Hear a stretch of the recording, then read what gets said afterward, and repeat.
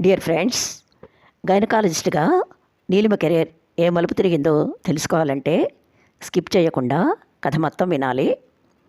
ఆసక్తి కలిగించే కథనంతో మీకు ఎక్కడ బోర్ కొట్టకుండా కొనసాగించే ప్రయత్నం చేశాను. లైక్ కొట్టి కామెంట్ పెట్టడం మాత్రం మర్చిపోవద్దు. ఇక వినండి. నెలకల్లా ఎలాంటి హంగులు ఆర్భాటాలు లేకుండా పెళ్లి సింపుల్గా జరిగిపోయింది. పెళ్ళైన వెంటనే తను జాబ్ కోసం ట్రై చేస్తుంటే వినయ్, నీలు నా క్లాస్మేట్ రవి హైదరాబాద్లో ప్రాక్టీస్ పెట్టుకోవాలని ఓన్ బిల్డింగ్ ఎక్విప్మెంట్ అన్నీ రెడీ చేసి పెట్టుకున్నాడు. కానీ అనుకోకుండా అమెరికా డాక్టర్తో మ్యాచ్ సెటిల్ అయ్యేసరికి దాన్ని ఎవరికైనా లీజుకి ఇచ్చేసి తను అక్కడికే వెళ్ళాలనుకుంటున్నాడు.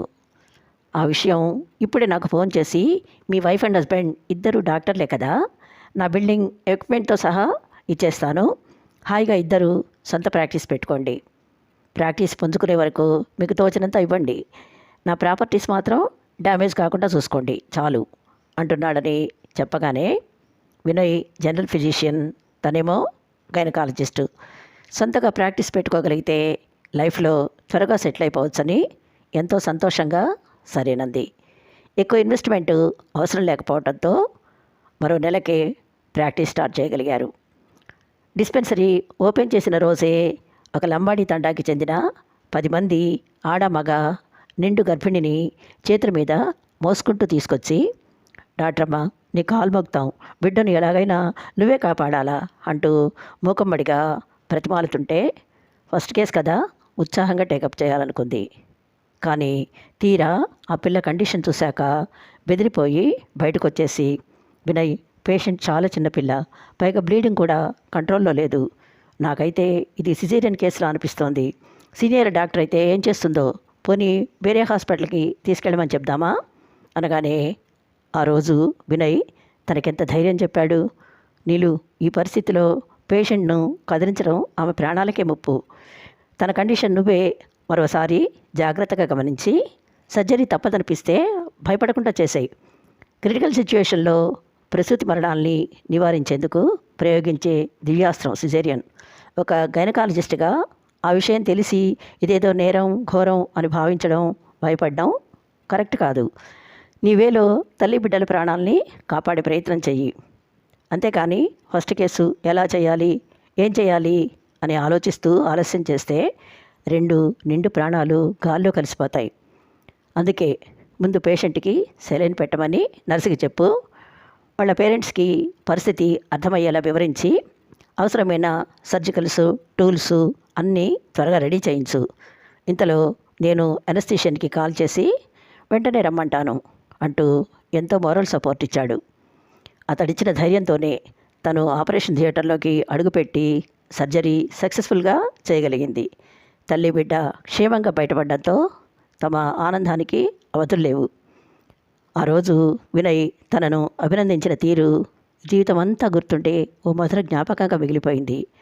అంతేకాదు, తొలిసారి అందుకున్న ఫీజు 25,000 ఇద్దరిని ఆనందంలో ఓలలాడించింది.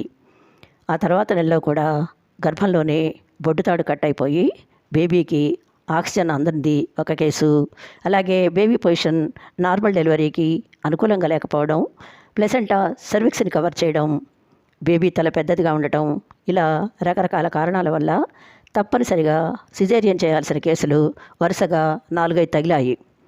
అన్ని గ్రాండ్ సక్సెస్ అయ్యేసరికి పెద్ద పెద్ద కార్పొరేట్ హాస్పిటల్స్కి వెళ్ళే స్తోమత లేని lower middle class families pregnancy టైంలో తీసుకోవాల్సిన జాగ్రత్తల గురించి అవగాహన లేని బీదాబిక్కి ఇలాంటి కేసుల తాకిడి బాగా పెరిగింది.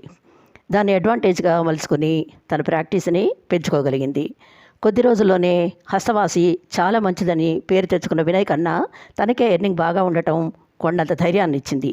నార్మల్ డెలివరీస్తో పోలిస్తే ఎన్నో రెట్లు కాసుల వర్షం కురిపించే ఇలాంటి సర్జరీలు త్వరలోనే తన్ని అన్ని బాధ్యతల నుంచి గట్టెక్కించి సొంత ఇల్లు హాస్పిటల్ కట్టుకోవాలన్న తన కలల్ని సాకారం చేస్తాయన్న నమ్మకం కలిగింది.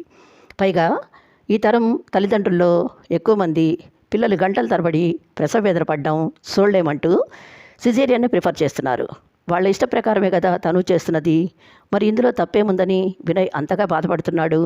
మొదట్లో సిజేరియన్ దివ్యాస్త్రం అంటూ తన్ని ప్రోత్సహించినవాడు ఇప్పుడేమో డబ్బు మీద వ్యామోహంతో పిచ్చుక మీద బ్రహ్మాస్త్రంలా నార్మల్ డెలివరీ కేసుల్ని కూడా సిజేరియన్ కేసుల్లా నమ్మించడం తప్పంటూ చిరాకు పడుతున్నాడు. ఎథిక్స్, ప్రిన్సిపల్స్ అంటూ వినయ్లాగే తను లక్ష్మణ్ గీసుకుంటే 2 ఏళ్ల కల్లా లోన్ రికవరీ, పెద్ద చెల్లెలు శ్రావ్య పెళ్ళి ఇవన్నీ చేయగలిగేదా? నిజానికి వినయ్ అంటే తనకెంతో గౌరవం. అతని మాట కాదనడం తన ఉద్దేశం కాదు. కానీ సొసైటీలో మనకంటూ ఓ స్టేటస్ ఉండాలంటే సొంత ఇల్లు, కారు, బ్యాంక్ బ్యాలెన్సు ఇవన్నీ అవసరమని వినయ్కి ఎందుకు తెలియడం లేదు? తను ఏం చేసినా ఫ్యామిలీ కోసమేనని అర్థం చేసుకోడేంటి?